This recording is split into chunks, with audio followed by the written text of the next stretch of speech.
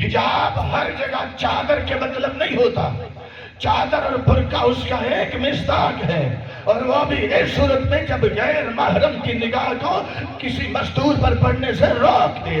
اگر چادر اتنی باریک ہے کہ نظر بار بار ہو جائے تو وہ چادر ہے، حجاب نہیں ہے.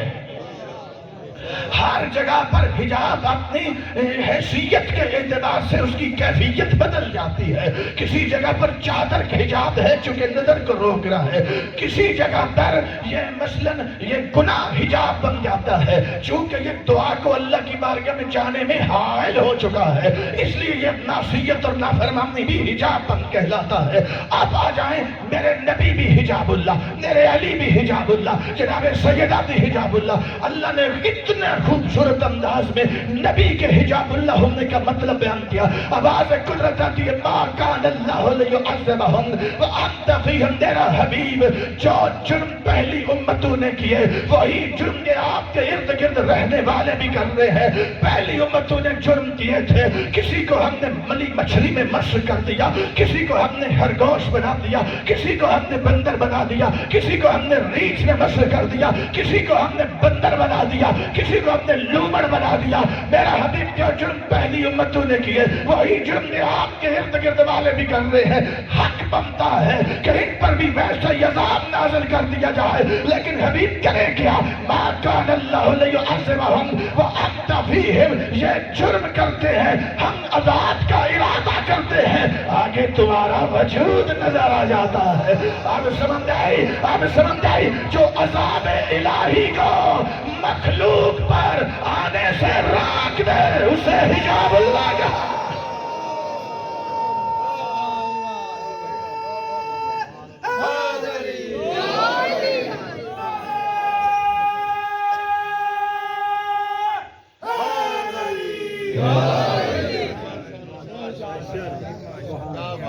اسے حجاب اللہ کہتے ہیں. ایک کتاب سوائے کے بہت ساری علل و اسباب ہیں. کسی کو ملی مچھلی کیوں حرام ہے؟ چونکہ مسوخات میں سے ہے. جو مسخ شدہ ہو کبھی حلال نہیں ہوتا. یہ ایک قوم تھی بھائی. اب آپ نے کسی دائیں بائیں نہیں دیکھنا، صرف میری طرف دیکھنا، کسی دوسرے مومن کے چہرے کی جانب نہیں دیکھنا آپ نے، ٹھیک ہے؟ صرف آپ نے میری طرف دیکھنا. ایک قوم تھی جو داڑیاں منڈواتی تھی. اللہ نے اس قوم کی شکل کو مسخ کیا، ملی مچھلی بنا دیا. ملی مچھلی اس لیے حرام ہے، اور داڑھی منڈوانا گناہ. یعنی خدا نے شکل مسخ کر دی. یہ عذاب الہی، بہت بڑا گناہ. اور ایک قوم تھی جو غسل جنابت ٹھیک نہیں کرتی تھی. اللہ نے ان کی شکل کو مسخ کیا، خرگوش بنا دیا. یہ خرگوش بھی اس لیے حرام ہے کیونکہ جو مسوخات میں سے مسخ شدہ ہو وہ حلال نہیں ہوتا. آگے بڑھیں جی. سوائق مہر کا، سوائق ہمارے خلاف لکھی ہوئی کتاب. سوائق سائق کی جمع ہے.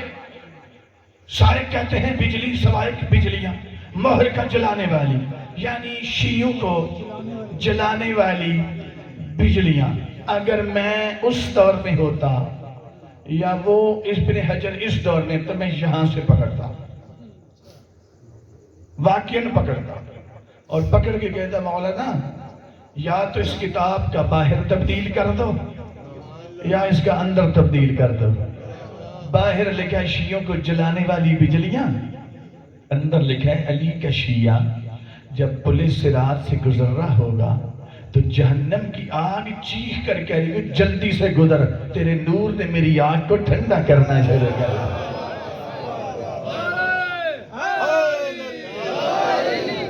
اس کے اندر فضیلت اہل بیت کا ایک باب باندھا ہے علامہ ابن حجر مکی نے.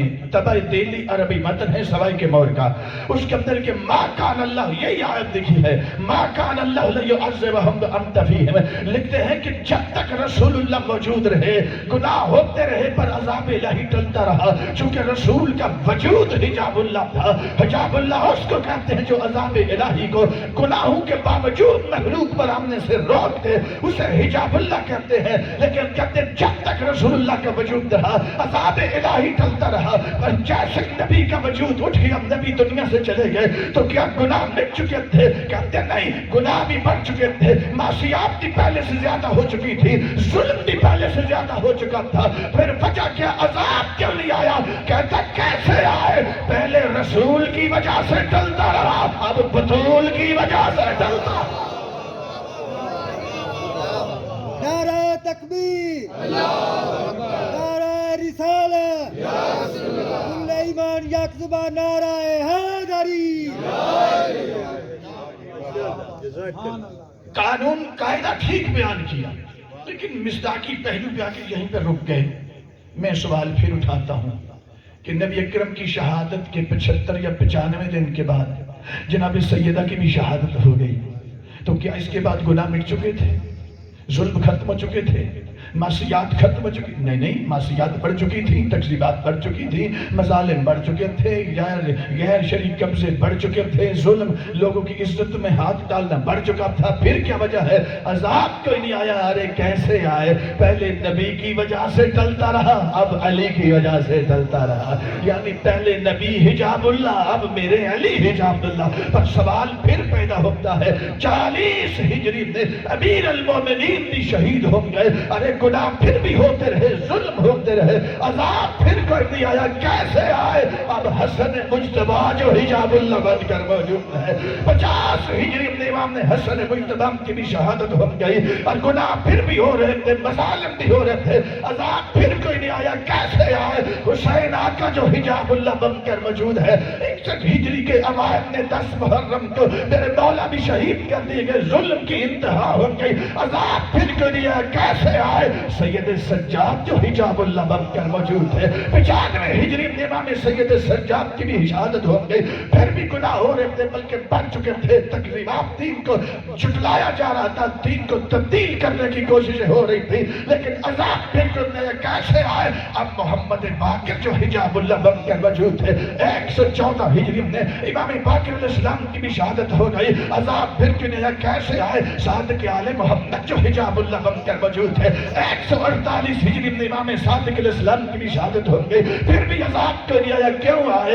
امام کاظم علیہ السلام جو حجاب اللہ بن کر موجود ہے، 183 ہجری میں امام کاظم علیہ السلام کی بھی شہادت ہو گئی، عذاب پھر بھائی میرے ساتھ سفر کرنا، آخری نکتے تھے جملے بتائے، امام کاظم علیہ السلام کی 183 ہجری میں شہادت ہو گئی، عذاب کو نہیں آیا، کیسے آئے؟ والی خراسان امام رضا جو حجاب اللہ بن کر موجود ہے، 203 ہجری میں امام رضا علیہ السلام کی بھی شہادت ہو گئی، گناہ بھی ہو رہے تھے، جرم بھی ہو رہے تھے، عذاب پھر کنیا کیسے آئے؟ امام محمد تقی جو حجاب اللہ بن کر موجود ہے، 220 ہجری میں امام تقی علیہ السلام کی بھی شہادت ہو گئی، عذاب پھر کنیا کیسے آئے؟ امام علی نقی جو حجاب اللہ بن کر موجود ہے، 256 ہجری میں امام علی نقی علیہ السلام کی بھی شہادت ہو گئی، عذاب پھر کنیا کیسے آئے؟ سرکار عسکری جو حجاب اللہ بن کر موجود ہے، 260 ہجری میں سرکار عسکری کی بھی شہادت ہو گئی، یکم ربیع الاول کو زہر ملی، 8 ربیع الاول کو شہادت ہوئی،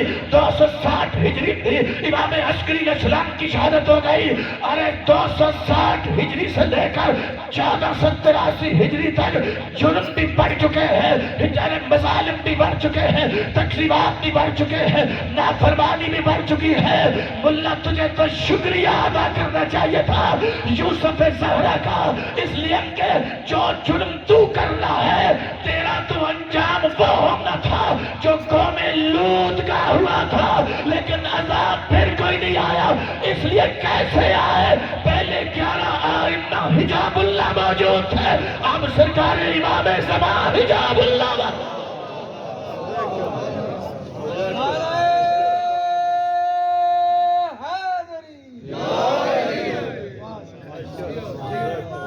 ورنہ تیرا انجام تو قوم لوط سے بدتر ہے، جتنا ناپاک ہے تجھے تو شکریہ ادا کرنا چاہیے یوسف زہرا کا، جس کے وجود کی وجہ سے اللہ تجھے بندر نہیں بنا رہا، اللہ تجھے سر نہیں مسک نہیں کر رہا، اللہ تجھے بندر نہیں بنا رہا، تجھے کچھ اور نہیں بنا رہا، تجھے تو شکریہ ادا کرنا۔ تھوڑا سا پیچھے ہٹے، توجہ فرمائیں سامنے، جناب سیدہ چونکہ یہ تو ابھی میں نے ایک جہت اس کی بیان کی. متعدد جہات ہیں اس عنوان میں. ایک جہت اور سنیں اسی حجاب اللہ کی. حجاب اللہ کس کو کہتے ہیں؟ امام رضا علیہ السلام سے پوچھا گیا یا ابن رسول اللہ کیا وجہ ہے اللہ نے آپ کے دادی جان کا نام فاطمہ کیوں رکھا؟ 8 اسباب میرے 8ویں مولا نے بیان کیے. کتنے؟ باقی آئمہ نے جو علل بیان کیے ان کو ملائیں تو 16 اسباب بنتے. اس سبب کی وجہ سے، اس سبب سے اللہ نے میرے دادی جان کا نام فاطمہ، مجھ میں ایک سبب یہ بتایا، فرمایا فاطمہ الفتم سے مشتق ہے. فاطمہ کہتے ہیں روک دینے والی سیدہ.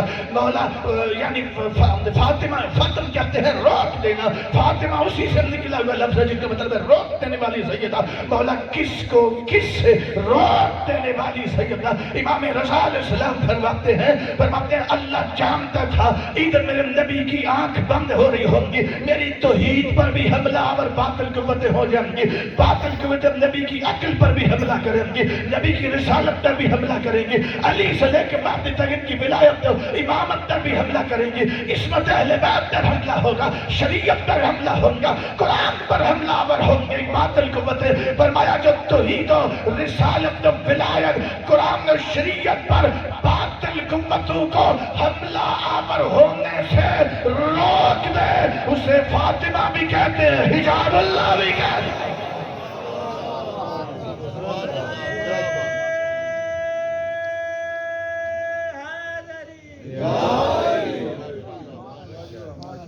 آگے بڑھیں یا روک دیں؟ 12 منٹ ہیں میرے پاس.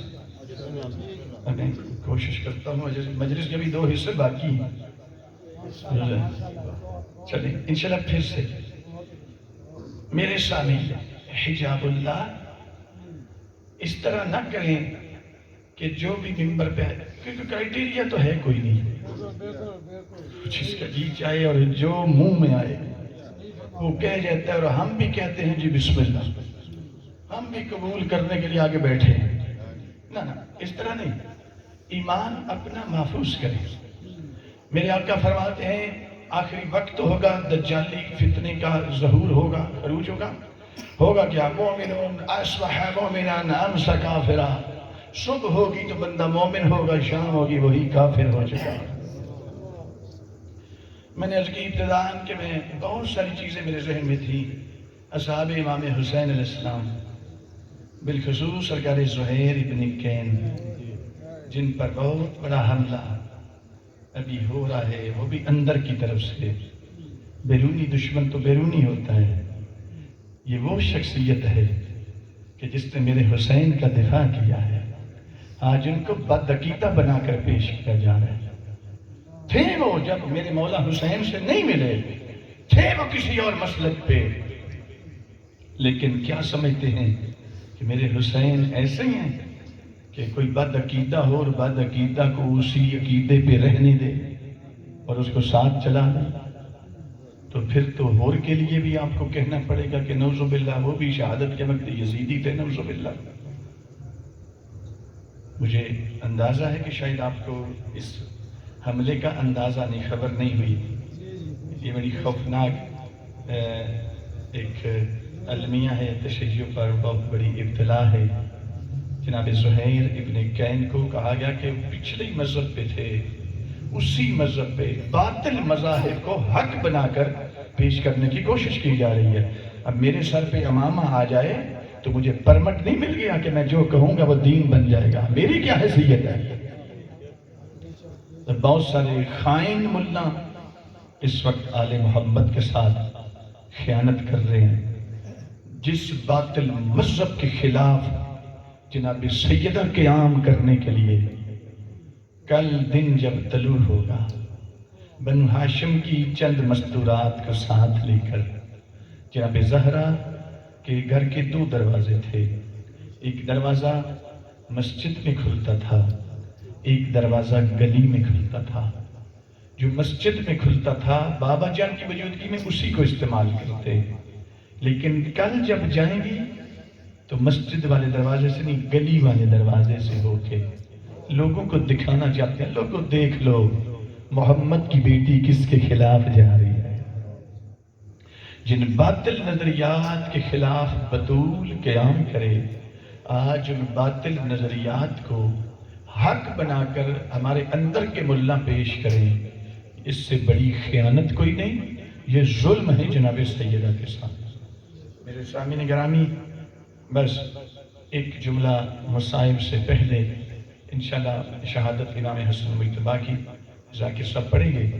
میں صرف ایک جملہ جب سیدہ ناصرہ امام زمان ہیں، یعنی امیر المومنین وقت کے امام، تو کچھ بولتے کہتے نا دروازے کے اندر علی والا کیوں نہیں؟ ارے بھیا، کچھ میدان ہوتے ہیں جو امام کے لیے ہوتے ہیں، کچھ میدان ہوتے ہیں جو انصار امام کے لیے ہوتے ہیں، وہاں ناصر امام کو آگے بڑھنا ہوتا ہے۔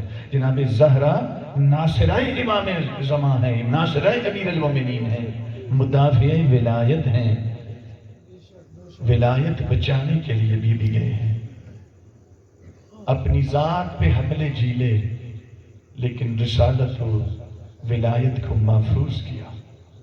وقت کے امام کی نصرت کریں، زمانے کے امام کے، چونکہ مولا کا ظہور بہت قریب تر ہے، بہت قریب۔ 10 علامات حتمی جو امام کے ظہور سے پہلے ظاہر ہوگی اور ہو رہی ہیں، ابھی ان میں سے ظاہر ہونا شروع ہو چکی ہیں۔ ویسے 300 سے زائد علامات جو غیر حتمی ہیں، ان میں سے بھی 98-99% ظاہر ہو چکی ہیں۔ وہ ہوں نہ ہو مشکل نہیں، لیکن یہ جو 10 علامات ہیں یہ حتمی ہیں، جن کا ہونا ضروری ہے، یہ ظاہر ہونا شروع ہو چکی ہیں۔ اس لیے آپ کے پاس وقت ضائع کرنے کے لیے نہیں رہ گیا۔ اب یہ موبائل پہ غلاظت دیکھنا بند کریں، وہ پیکج لگے ہوئے 6 گھنٹے اس پہ گند پیکج پتہ نہیں کیا کچھ اس پہ خرافات کرتے رہتے ہیں اور غلط کاریاں کرتے ہیں، یہ بند کریں۔ وہ 6 گھنٹے اپنے امام کے لیے، ان میں سے 6 نہیں 1 گھنٹہ امام کے لیے نکال لیں۔ وہ 1 گھنٹہ اس قدر آپ کو پاکیزہ کر دے گا کہ اگلے 5 گھنٹے آپ کے پاکیزگی میں گزر جائیں گے۔ حجت خدا کی سپاہ میں جانے کا 4 محرم کو شاید آپ کی خدمت میں یہاں 7 محرم کو یہاں حاضر ہوا۔ ایک شرط میں نے وہاں پہ جلدی سے بتائی تھی، یہ نہیں مجھے یاد کہ کون سی، لیکن اتنا یاد ہے کہ ایک شرط میں نے بتائی تھی امام کی سپاہ میں جانے کی۔ امام کی سپاہ میں جانے کا کوئی میرٹ بھی ہے یا نہیں ہے، یا کھلی چھٹی ہے؟ پریشان ہو گیا میرے سامعین گرامی۔ پاکستان کی آرمی میں سپاہی بھرتی ہونا ہو تو اس کا میرٹ ہے، اور اگر لیفٹیننٹ بھرتی ہونا، ISSB میں اپیئر ہونا ہو تو میرٹ ٹف ہو جائے گا۔ پنجاب پولیس میں سپاہی بھرتی ہونا تو میرٹ اور ہے، CSS کرنا ہو تو میرٹ اور ہے، اسی طرح 313 میں جانا ہو تو میرٹ اور ہے، نچلی سپاہ میں جانا ہو تو میرٹ اور ہے۔ 313 صرف مرد ہی نہیں ہوں گے، 48 سے لے کر 52 تک مومنہ مستورات بھی ہوں گے، جن میں سے 13 کے نام آئمہ خود بتا کر گئے، جو آئمہ کی موجودگی میں ہو چکی ہیں، کوالیفائی کر چکی تھی۔ جناب حبابہ والویہ 8 آئمہ کی، صرف صحابیہ نہیں، 8 آئمہ کی ناصرہ بھی ہے۔ ہم میں سے اکثر کی کوشش ہوتی ہے نا صحابی یعنی امام کی زیارت ہو جائے، زیارت مطلب صحابی بننے کی خواہش ہے۔ ارے بھیا صرف صحابی نہ بنے، امام کے ناصر بنے، ناصر بنیں گے صحابی وہ خود بنا لیں گے۔ نصرت کا کوئی اپنا اسلوب تو دیکھے نا، امام کی نصرت کرنا کیسے ہے؟ اسلوب ہے یا ایسا ہی ہے کہ جو میں چاہوں ویسے نصرت ہو جائے گا؟ نہیں، اس کے لیے میرٹ ہے۔ 313 میں جانا ہو تو وہ بندہ جائے گا جو جس کی زندگی میں باقی شرطوں کے ساتھ اس میں ایک شرط یہ ہوگی کہ اس کی زندگی کی ایک بھی نماز تہجد کبھی چھوٹی نہ ہوئی ہوگی۔ اللہ باقی شرطوں کے ساتھ عین ممکن ہے کہ بندہ نماز تہجد تو مکمل ادائیگی سے پڑھتا ہے، لیکن پیسے ڈبل شاہ کے پاس رکھا تھا تو نہ باقی شرطوں کے ساتھ اس میں ایک شرط ہے وہ طیل عرض کر سکتا ہوگا. سمجھتے ہیں طیل عرض کیا ہے؟ طیل عرض مثلاً اللہ کرے میرے سامعین میں کوئی ایسا مومن ہو جو 313 کے لیے کوالیفائی کر چکا ہو، تو اس کا دل کرے کہ چلتا ہوں کربلا، تو اس کو عراق کی منافق گورنمنٹ کی پالیسی کا انتظار کرنے کی ضرورت نہیں ہے، اس کو ایمبیسی میں جا کر ویزا لگوانے کی ضرورت نہیں. یہاں سے اٹھا روک کربلا کو کیا، ایک قدم اٹھایا، اگلا اٹھانے کی ضرورت ہی نہیں، حرم حسین میں حاضر، وہاں سے دل کیا چلتا ہوں معصومہ کم کے حرم میں. یہ زیارت جناب سیدہ کی زیارت کے برابر ہے، معصومہ کم صلوات اللہ علیہ کی زیارت. ائمہ کی حدیث چلتا ہوں کم، تو وہاں بھی کسی ایئر لائن کے دفتر جا کے ٹکٹ بک کروانے کی ضرورت نہیں، جہاز پہ بیٹھنے کے، وہاں سے چلا، ایک قدم اٹھایا، اگلا پھر نہیں اٹھایا، حرم جناب معصومہ میں حاضر. یہ میں امام کے نوکروں کی بات بتا رہا ہوں، امام کی نہیں بتا رہا. 313 میں جانا ہو تو میرٹھ، اس میں پھر کمال ہے. بعض فیملیز پوری 313 میں آ رہی. جناب عمار یاسر پوری فیملی 313 میں، خود بھی 313 میں، ان کی والدہ بھی 313 میں، ان کے والد بھی 313 میں. یہ ہے ثابت قدمی جو ایمان کو بچا کر رکھے. اس کا صلہ یہ ہے، غیر محرم سامنے ہو، بندہ 1 منٹ میں دیکھ کر ایمان اپنا ظاہر کر جائے، یہ بندہ تو حجت خدا کو نہیں چاہیے. وہاں موت سامنے تھی، جناب سمیہ پھر بھی میرے نبی سے محبت کا اظہار کر رہی تھی. جناب یاسر یہ ہے ثابت قدمی. موت آتی ہے تو آ جائے، زندگی جاتی ہے تو جائے، ایمان نہ جائے. پیسوں کو دیکھ کر ایمان ظاہر کرنے والا بندہ وہ بات کہے کہ میں بھی ناصر امام ہوں، ایسا نہیں. میرٹ ہے بھائی، نچلی سپاہ میں جانے کا میرٹ کیا ہے؟ ذاکر صاحب آگے. نچلی سپاہ میں جانے کا میرٹ کیا ہے؟ جو ظاہر 313 تو کمانڈر ہے نا، تو جو نچلی سپاہ، امام جب ظہور فرمائیں گے نا، پہلا خطبہ دیں گے خانہ کعبہ میں، جو 313 ہوں گے رات کو اپنے بستر پہ گھر میں سوئیں گے، صبح ہوگی گھر والے دیکھیں گے بستر خالی ہے. وہ امام کی خدمت میں پہنچ چکا ہے.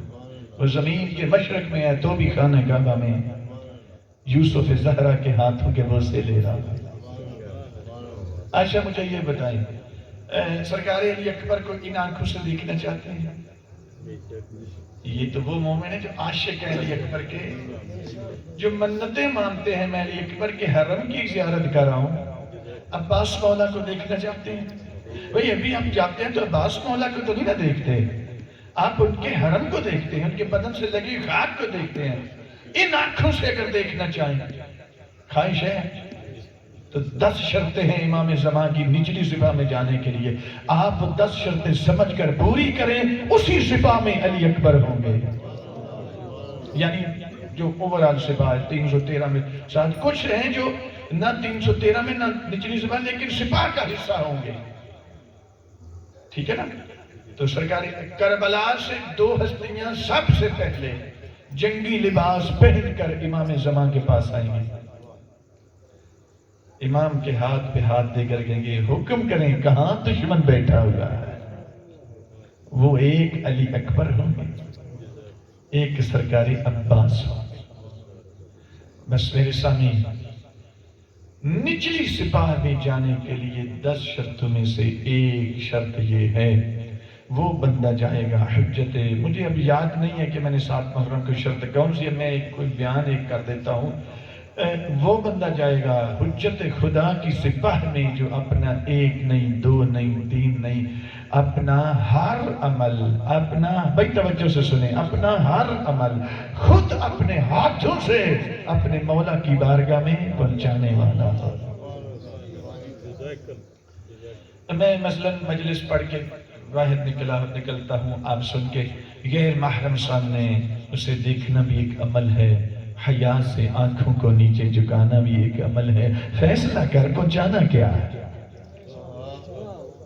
کیا پہنچانا چاہتے ہیں؟ اتنے میں نیت ہار گئے، اتنا سا دیکھ کے ایمان کو ظاہر کرنے پہ تیار ہو گئے. تو اتنا کمزور بندہ تو نہیں چاہیے جو اپنا ہر عمل پہنچائے. ساری رات سویا رہا، اذان فجر ہوئی پھر بھی سویا رہا، دن طلوع ہو گیا پھر بھی سویا، دھوپ نے آگے اٹھایا. یہ سوئے رہنا بھی ایک عمل ہے. اذان فجر پہ بستر چھوڑ کے مصلی پہ آنا بھی ایک عمل ہے. فیصلہ کار بطول کے بیٹے کی بارگاہ میں پہنچانا کیا چاہتا ہے؟ ہماری بچیاں، ہماری بیٹیاں، ہماری بہنیں گھر سے نکلتی ہیں کسی کام کی خاطر، مثلا مجلس سننے کے لیے آتی ہیں. تو مجلس سننا ایک عمل ہے، لیکن اس سے پہلے گھر سے نکلنا بذات خود ایک عمل ہے. تو نکلنے سے پہلے، چونکہ عمل پہنچانا ہے نا امام کی بارگاہ میں، تو نکلنے سے پہلے اپنی کیفیت کو دیکھیں. بے حجاب ہو کے نکل رہی ہوں یا با حجاب ہو کے جا رہی ہوں؟ چونکہ میرے پانچویں مولا فرماتے ہیں آج ہمارے قائم کے ظہور پر سب سے پہلے مومن مرد مدد نہیں کریں گے، مومنہ مستورات مدد کریں گے. مولا ہر مومنہ فرمایا نہیں، کوئی خصوصیت ہے. ہاں مولا کافی فرمایا اللہ اس مومنہ مستور کو خاص توفیق سے نوازے گا جو زندگی میں کبھی بے حجاب ہو کر غیر محرم کے سامنے نہ آئے. امام کا فرمان ہے. ان کو بائی پاس کر کے اپنی سوچ نہیں میں پیروی ٹوری جانا ہے. ارے بھائی وہاں جانا میرا اس وقت اختیار نہیں ہوگا، امام کے بلانے کا اختیار ہوگا. اگر 10 شرطیں پوری کر کے دنیا سے چلے بھی گئے، امام کا ظہور بعد میں ہوتا ہے. امام اس کا حق زائل نہیں کریں گے. ملائکہ کو اس کی قبر پہ بھیجیں گے، فرمائیں گے جاؤ اس کی قبر پہ جا کر کہو باہر آ قبر سے، کل تک جس کا تو منتظر تھا وہی امام آج تیری انتظار میں بیٹھا. موبائل پہ پیکج لگے ہوئے ہیں 6 4 گھنٹے، پتہ نہیں کیا کچھ اس پہ غلاظت دیکھتے رہتے ہیں. وہ دیکھنا بھی ایک عمل ہے، رخ پھیرنا بھی ایک عمل ہے. فیصلہ تو کر، کیا رجس پہنچانا چاہتا ہے جس کے لیے وعدہ ہے اللہ کے کہ رجس ان کے قریب آ ہی نہیں سکتا؟ یہ ناپاکیاں پہنچانے کے لیے. بس میرے مولا کی ازادہ 10 شرطوں میں سے ایک شرط یہ ہے. عنوان تھوڑا سا نتیجہ خیز ہوا، لیکن ابھی تشنگی بہت بڑی تھی اس میں حجاب اللہ کے عنوان میں. کبھی انشاءاللہ حاضر ہوا تو میں یاد دلائیں گے تو پھر میں پورا اس کو کر دوں گا. اللہ آپ کو سلامت رکھے. آج کی شب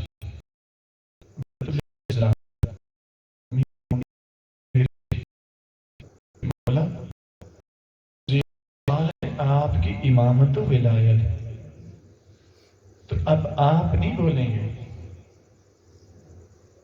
اب آپ کا دفاع میں کروں گی، چاہے مجھے کتنی قربانی دینا پڑے. کل کا دن اہل بیت اطہار کے لیے یوم عاشور سے کم نہیں ہے. میں